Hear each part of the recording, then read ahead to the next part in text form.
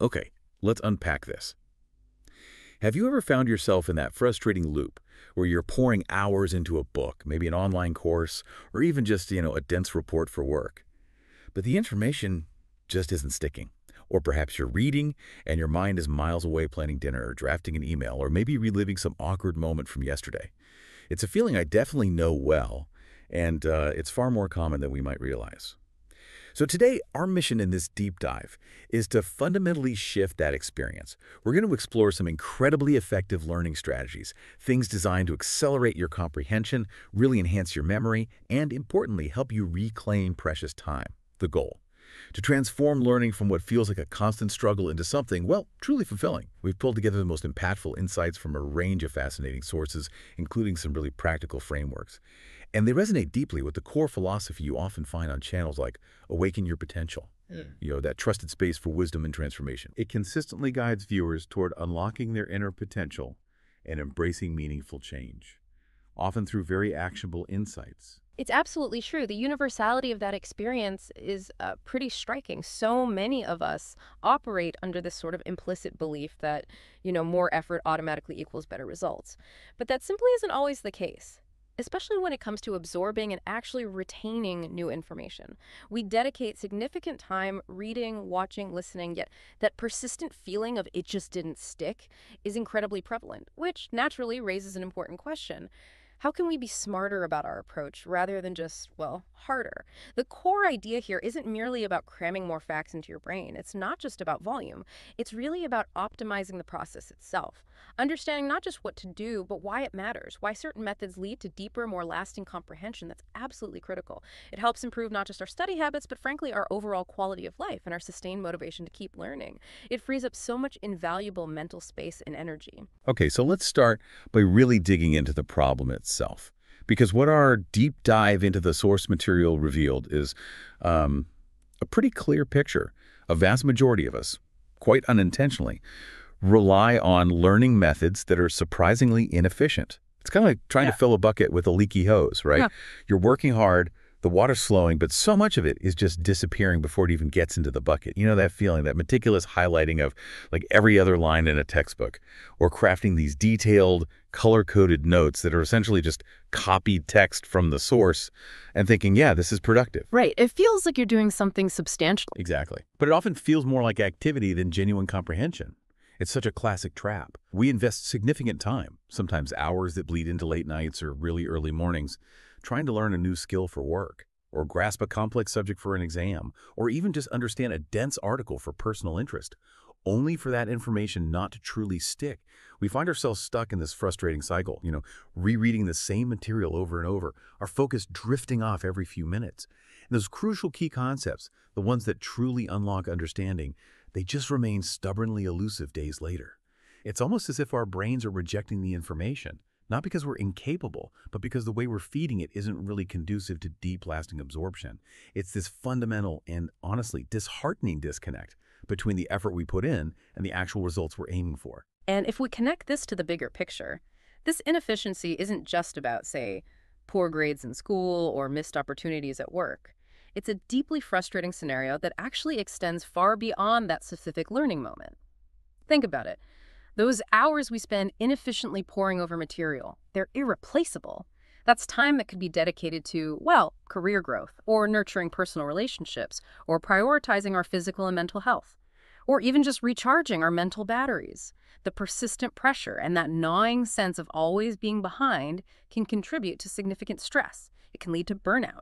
And perhaps most damagingly, it can diminish our intrinsic motivation to learn anything new at all. Why bother if it feels futile? The source material we've analyzed clearly articulates this core issue. It explains that many conventional learning approaches are inherently passive. They simply fail to engage the brain in a way that fosters deep, lasting understanding. Passive, that's the key word there. Exactly. And the crucial insight here is that it's not a flaw in intelligence. That's a common and incredibly disheartening conclusion people draw about themselves. Instead, it's a flaw in methodology, how you're approaching it. This inefficiency has a really profound cumulative impact. Over months or even years, it's more than just underperforming on one test or struggling with a single project.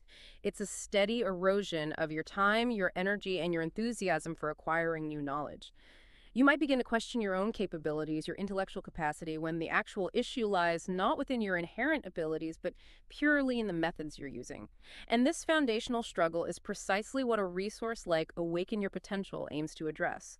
They offer guidance for self-awareness and unlocking personal potential, which ties directly into identifying and overcoming these kinds of inefficient patterns. They really guide you step by step toward becoming a stronger, more self-aware individual, often starting with practical tools for challenges just like this one. So, what does this all mean for us? For the everyday learner, the curious mind, the person who just wants to get more out of every book, article, or online course they tackle? Well, our deep dive reveals that we can absolutely break free from this inefficient cycle. It's not a life sentence. It's about refining our techniques to accelerate comprehension, to truly enhance memory and achieve a much more profound, enduring grasp of complex subjects. Fundamentally, it's about learning smarter, not just harder. The core message here is that we can transform our approach, making every minute we dedicate to learning genuinely count towards our objectives. The central theme that our sources consistently drive home is this fundamental shift, moving from passive exposure to active mental engagement. This isn't just a slight tweak, it's a reorientation of how we interact with information at a cognitive level. We're talking about laying the groundwork with what are called foundational science-backed strategies.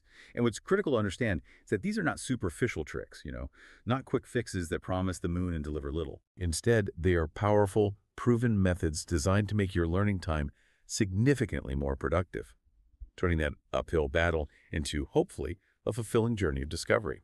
And this raises an important question. Why does active engagement work where passive methods so often fail? The neurocognitive basis is actually quite compelling.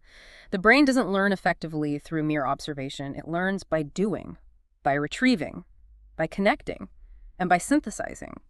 When you passively read or highlight or simply listen, you're primarily just exposing your brain to information. Right, it's just input. Exactly. Yeah. Necessary for initial input, yes, but insufficient for consolidation, for making it stick. However, when you actively engage, maybe by questioning or summarizing, teaching it to someone else or applying it, you're forcing your brain to work with that information, to integrate it into its existing knowledge structures, and to really solidify those neural pathways. You're not just pouring water into a bucket, you're kind of building the bucket itself, and then the plumbing systems to connect it to other knowledge reservoirs in your mind. It's a great analogy. Yeah, this is where the real transformation happens. And what's truly fascinating here is the promise of reclaiming significant time. We're talking potentially cutting down study hours dramatically, while simultaneously absorbing and retaining substantially more information. I mean, imagine what you could do with that newfound time and mental freedom. This isn't just an academic or professional advantage, it's a profound shift. It transforms learning from what often feels like a challenge or a chore into a truly fulfilling endeavor. And this aligns perfectly with the ethos of a resource like Awaken Your Potential. They consistently emphasize providing practical tools for meaningful change and unlocking inner potential. They're really all about empowering individuals to make tangible improvements in their lives. And optimizing how we learn is, well, a foundational piece of that puzzle. It's about moving from feeling overwhelmed and ineffective to feeling truly capable and energized by the pursuit of knowledge. Okay, let's unpack this then with some concrete techniques. Things our sources dive into, starting right at the beginning with how you engage with information. We're moving from that passive reading state to truly active reading and comprehension. The first one they introduce is chunking. Now, this isn't just about reading faster, though that's often a result. It's about training your eyes to be more efficient. And maybe more importantly, training your brain to grasp ideas more holistically. So instead of processing text word by laborious word, which is incredibly slow and inefficient for your brain's processing power, the idea is to train your eyes to absorb small groups of, say, 3 to 5 words simultaneously. Think of it like taking in a mini phrase or a concept cluster all at once, rather than single, isolated units. But how do we actually practice this effectively? Are there common pitfalls, like trying to chunk too much too soon? Absolutely. That's a great question. The insight here isn't just what chunking is, but how to train your eyes and brain to actually do it effectively. See, when you read word by word, your eyes are constantly making these tiny, jerky movements called saccades. You barely notice them. Each saccade is followed by a brief pause, known as a fixation, during which your brain processes the word it just landed on. The problem with word-by-word reading is that these fixations are really short and numerous. This often leads to mental fatigue, and it definitely slows down overall comprehension speed. Chunking optimizes what's called the visual span, basically, the amount of text your eyes can take in per fixation. By widening the span to, say, 3 or 5 words, you're not just reading faster, you're fundamentally altering the input stream to your brain's language centers. Ah, okay. Altering the input stream. Exactly. This reduces the number of fixations per line, which cuts down on the neurological overhead, if you will, and it allows your working memory to build a more coherent picture more efficiently. It's almost like receiving a pre-assembled puzzle piece instead of tiny individual bits. So how do we practice? Well, for instance, initially, you might use a pen or even just your finger to guide your eyes, but instead of a smooth glide, move it in short, rhythmic jumps across 335 words at a time. The key insight is consistency over speed, especially at first. Don't worry about reading faster immediately. Focus on seeing those groups of words. A common mistake is definitely trying to jump to large chunks too soon. Start small, maybe 2-3 words, and build up gradually. The real aha moment comes when you realize your brain is actually wired for pattern recognition. Chunking leverages that innate ability by feeding it meaningful word clusters for much quicker synthesis. That's a really powerful distinction. It's not just about raw speed, it's about how your brain is actually constructing meaning more efficiently. Like it's not just decoding individual words, but already starting to build a bigger picture from those clusters. Okay? Then they introduce something that seems almost, well, too simple. Something you might have been told to do way back in elementary school. But it apparently makes a profound difference. Finger tracking, or using a pen as a pacer. This involves literally guiding your eyes along the text with your finger or a pen. It sounds really elementary, I know, but the impact on focus and efficiency is supposedly quite significant. However, for someone just starting, wouldn't focusing so much on the pacer, on your finger or the pen, actually distract them from the content initially? How do they push through that initial awkwardness? Yeah, you raise an excellent point about that initial awkwardness. It can definitely feel a bit weird or even childish at first, but the benefits tend to quickly outweigh that brief discomfort. If we connect this to the bigger picture, this seemingly simple technique serves 2 absolutely crucial functions. First, it maintains a consistent forward momentum. Your eyes, and by extension your brain, are just less likely to get bogged down or wander off if they have a physical guide moving them steadily across the page. Keep you on track. Exactly. This is especially helpful for material you find less engaging, or just when your mind is prone to distraction, which happens to all of us. Second, and this is critical, it minimizes what's called regression. Regression. Yeah, regression. It's that unconscious act of rereading words or even whole sentences you've already covered. It's a massive impediment to reading speed and efficiency because you're essentially wasting time going over ground you've already technically traversed. Using a pacer helps ensure smoother, more consistent reading, preventing you from getting stuck in those wasteful rereading loops. It keeps your attention focused on the present moment of the text, preventing your mind from drifting or backtracking unnecessarily. Okay, so how do you get past feeling silly doing it? The way to push through that initial awkwardness is really just to commit to it for a short period. Maybe try it for 15-20 minutes a day for a week. You'll likely find that what initially felt distracting quickly becomes this subtle, almost unconscious rhythm. And it dramatically improves both speed and focus, all by leveraging a simple physical action. It becomes second nature surprisingly fast. I can totally see how that would help keep your mind from wandering and really keep you focused. Makes sense. Okay, next, our sources tackle something we all probably do without even thinking about it, and it's apparently a major bottleneck for many readers: subvocalization. This refers to that internal voice that silently pronounces each word as you read it. It's like there's a little narrator inside your head silently reading along word for word. So how can we possibly reduce something so natural and ingrained? And for someone like me who's always heard the words while reading, what's a practical, immediate tactic to start diminishing that inner voice without feeling like I'm losing comprehension entirely? Yeah, this is a fundamental challenge for many, many readers. It's very common. Now, while subvocalization is a natural part of initial reading development, and it certainly helps comprehension, especially with particularly dense or complex material, it has a significant limitation once your reading speed starts to accelerate. It effectively caps your reading speed to your approximate speaking speed. Ah, okay, so you can only read as fast as you can talk. Pretty much. If you can only speak comfortably at, say, 150 words per minute, you're unlikely to read much faster than that if you're internally speaking every single word. The cognitive mechanism here is that your internal voice processes words sequentially, one after the other, tying your reading speed to your speaking speed. That's a significant limitation for efficient information intake. The goal isn't necessarily to eliminate this inner narration entirely. It can still be useful for very complex texts where you need that careful processing. It's more about lessening its dominance and gaining flexibility. Flexibility. Okay. So how? Practical tactics for diminishing that inner voice often involve gently occupying the vocalization part of your brain without actually distracting from comprehension. Techniques include things like lightly chewing gum, which can engage the muscles involved in speech just enough, or listening to instrumental music without lyrics background music that doesn't compete for linguistic processing resources in your brain. These small actions can help lessen the brain's reliance on the internal monologue, allowing for more visual and rapid text processing when the material allows for it. It's about gaining flexibility in your reading speed, really, allowing you to speed up when appropriate while still being able to leverage sub-vocalization when deep comprehension of particularly nuanced text is paramount. That's a fascinating insight. It's about controlling it and gaining flexibility, not just, getting rid of it entirely. Makes sense. And finally, a cornerstone technique that our sources really emphasize for true understanding and retention is summarization. This one really clicked with me. It's a powerful active learning tool. Seems so fundamental.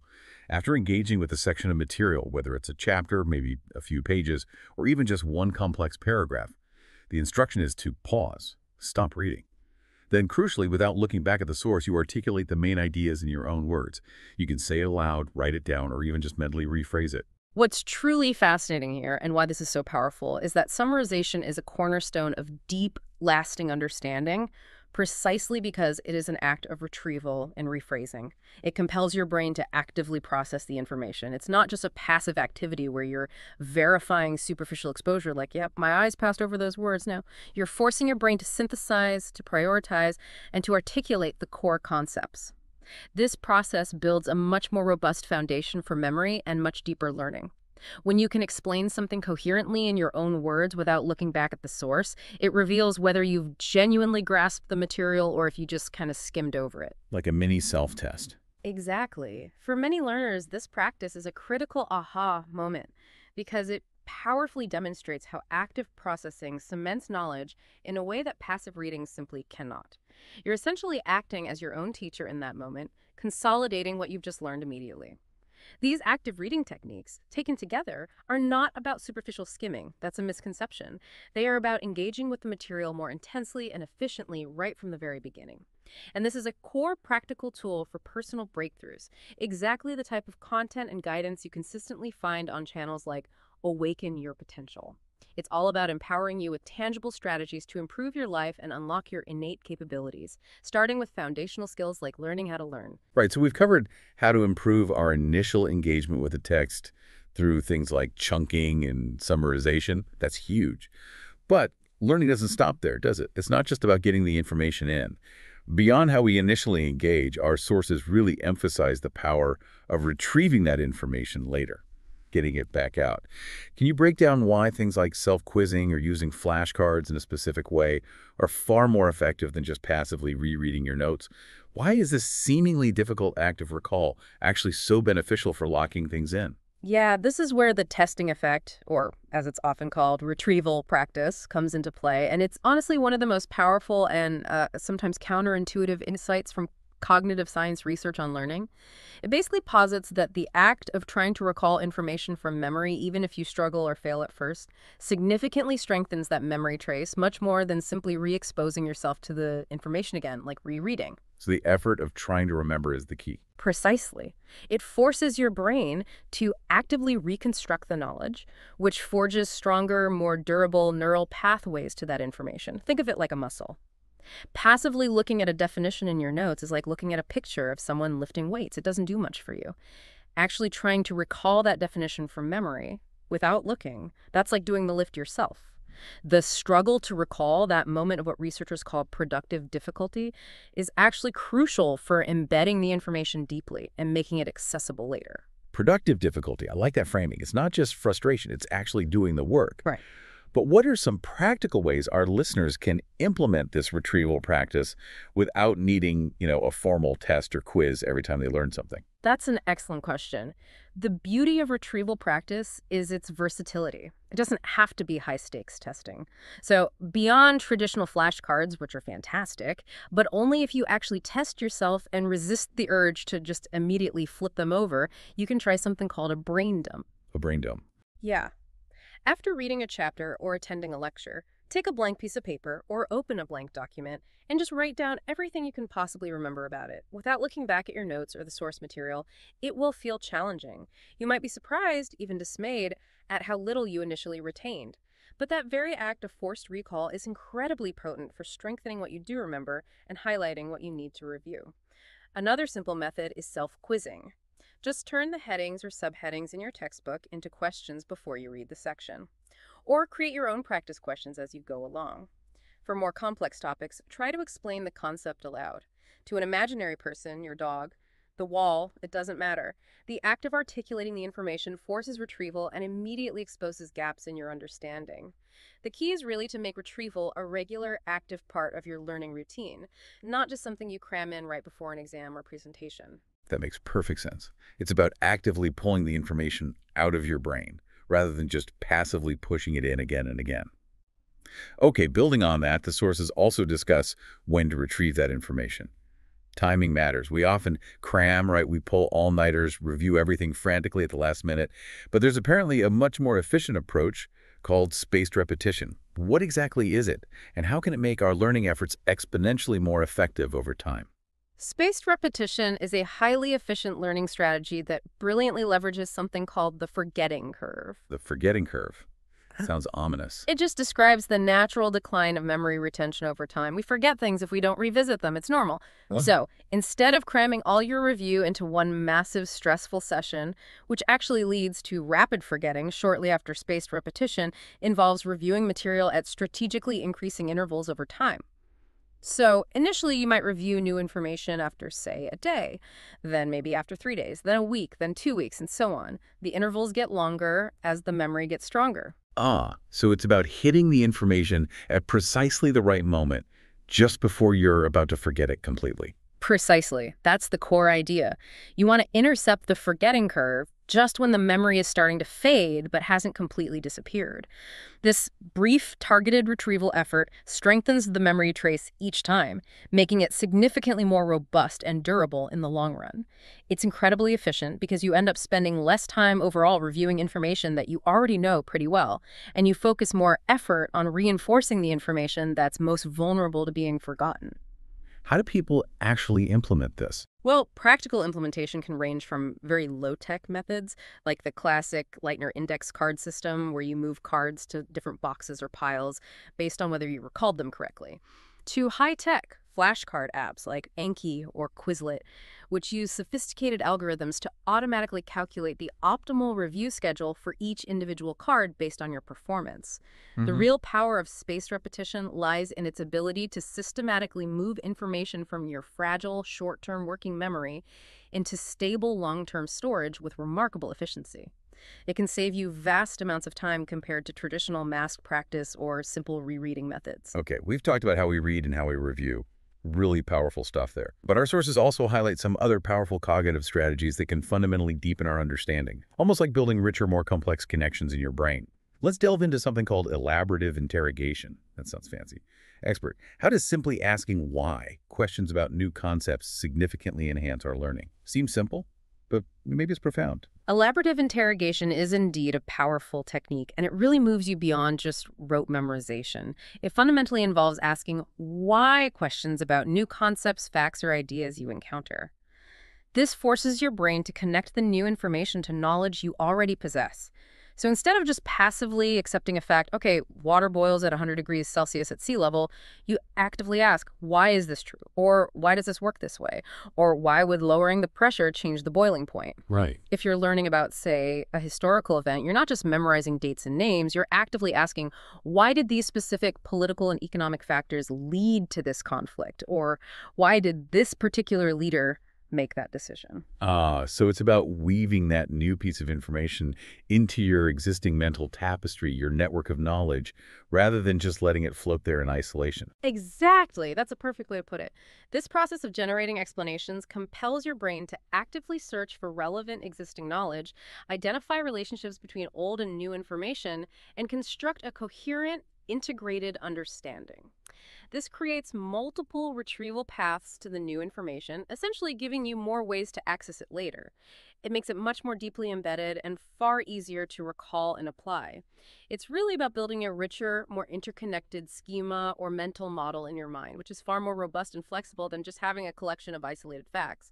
It also has the wonderful side effect of revealing gaps in your understanding very quickly. If you find you can't explain why something is true, you likely don't fully grasp it yet. The key is to be genuinely curious and persistent in asking those why questions as you learn. That sounds like a really powerful way to move beyond just surface level understanding. I can see that. Okay, shifting gears slightly, but still related to managing our learning effectively. Our sources also touch upon metacognition and self-monitoring as crucial elements. Expert, what exactly is metacognition in this context? It sounds a bit academic. And why is being aware of our own learning process so important? Metacognition, despite the fancy name, is actually a pretty straightforward concept.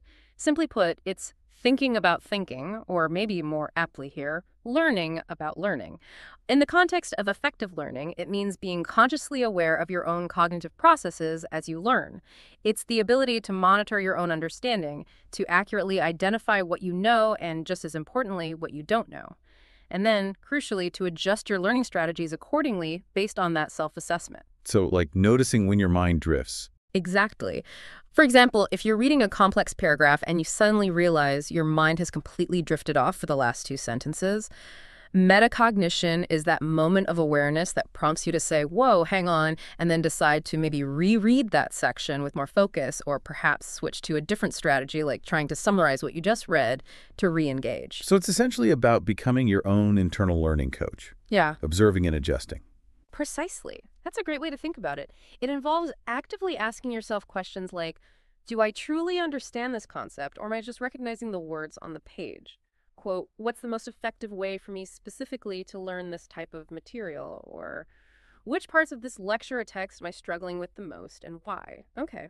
This continuous self-monitoring allows you to identify weak spots early, correct misconceptions before they become ingrained, and select the most appropriate learning techniques for any given task or type of material. Without metacognition, you might just blindly spend hours passively rereading material you think you understand, only to find out later, during a test or when you try to apply the knowledge, that your comprehension was actually quite superficial. It empowers you to be an active, strategic learner rather than just a passive recipient of information. It's really about taking ownership of your learning journey and adapting your approach as needed for optimal results.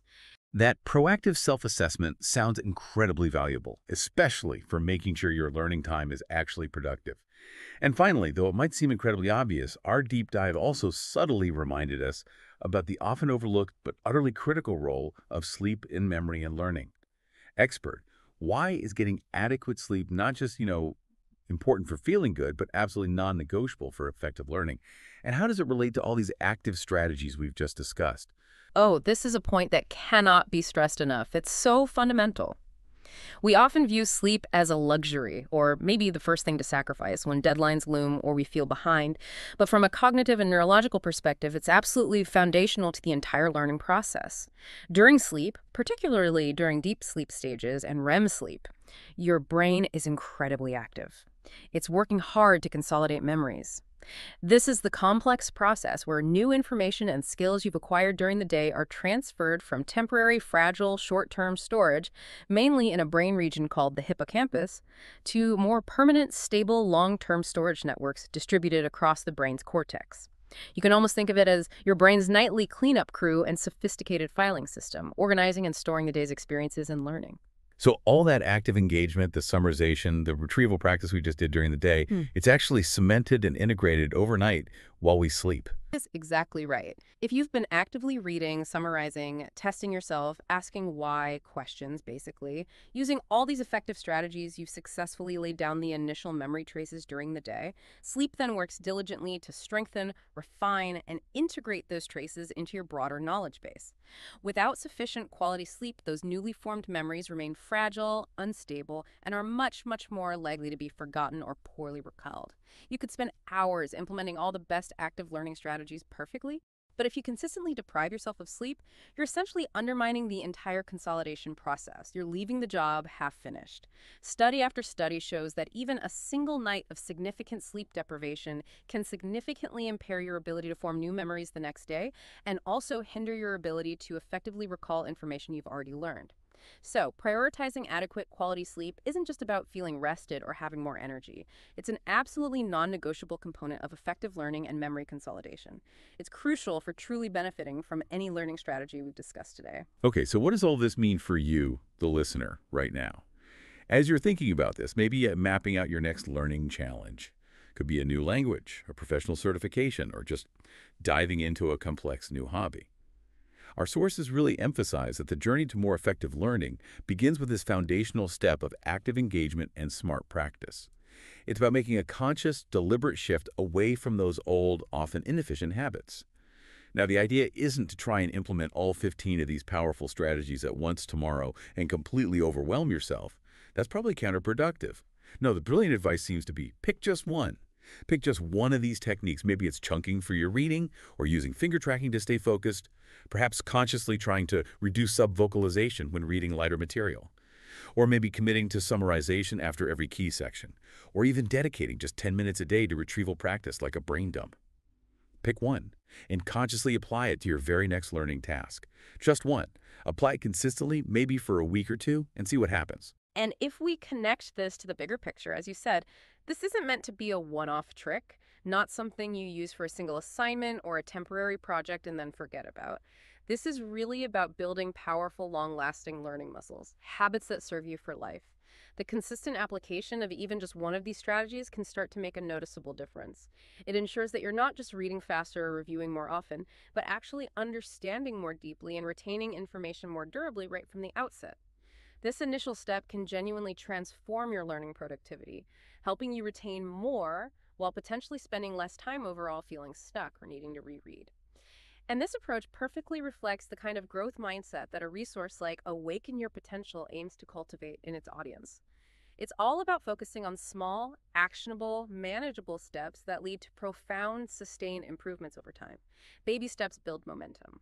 The material we've explored today really emphasizes that learning smarter is an ongoing, evolving process. There's no magic endpoint. It's about continuous improvement, staying curious about how you learn best, and adapting your methods as you discover what works best for you personally and for the specific type of material you're engaging with at any given time. Which really raises an important question for you, the listener, to ponder. How can you integrate these practical tools for lasting change?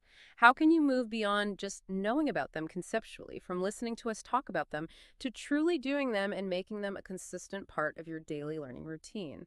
What will be your first deliberate step? So today, we've taken a really deep dive into transforming your learning. We focus on the incredible power of active engagement and strategically smart practice. We've seen how shifting from passive exposure, just letting information wash over you, to dynamic methods like chunking your reading, using finger tracking to guide your eyes, consciously working to reduce subvocalization, and actively summarizing what you read, how these can dramatically change your attention and comprehension. And beyond that initial engagement, we explored the immense power of retrieval practice and spaced repetition for really solidifying memory long term. We touched on the cognitive magic of elaborative interrogation, asking why for achieving deeper understanding, and the absolutely critical, non-negotiable role of metacognition, thinking about your thinking, and of course sleep, and making all this stick. So as you go about your day, maybe mull this over. Consider which one of these strategies you'll try first, which one feels most accessible or relevant to you right now. Remember, even a small, consistent shift in your approach can make a huge, huge difference in how much time you save, how deeply you learn, and ultimately, how confident you feel in your ability to master new information and skills. Our goal here at the Deep Dives is always to try and equip you with the most important nuggets of knowledge, the actionable insights to help you be truly well informed, and hopefully to help you unlock your own potential in every facet of your life. And what's truly fascinating here when you step back is that the ability to learn effectively isn't just about getting good grades or climbing the career ladder, though it certainly helps there. It's really about enabling lifelong growth. It's about adaptability in an ever-changing world. And it's about the profound freedom to pursue new knowledge and skills throughout your life without feeling constantly overwhelmed or perpetually behind. This journey of self-improvement, of finding and applying practical tools, is precisely what resources like the YouTube channel, Awaken Your Potential, aim to guide viewers through. They foster true transformation by providing actionable advice and inspiring perspectives, consistently emphasizing that becoming a stronger, more capable, more self-aware you often comes from implementing these kinds of practical, learnable techniques. So as you step away from this deep dive today, maybe consider this final thought. If the primary issue holding you back isn't actually your innate intellectual capacity, but merely your methodology, what untapped potential are you ready to awaken within yourself simply by changing how you engage with information? The key might not be more willpower or more hours, but simply smarter, more active engagement.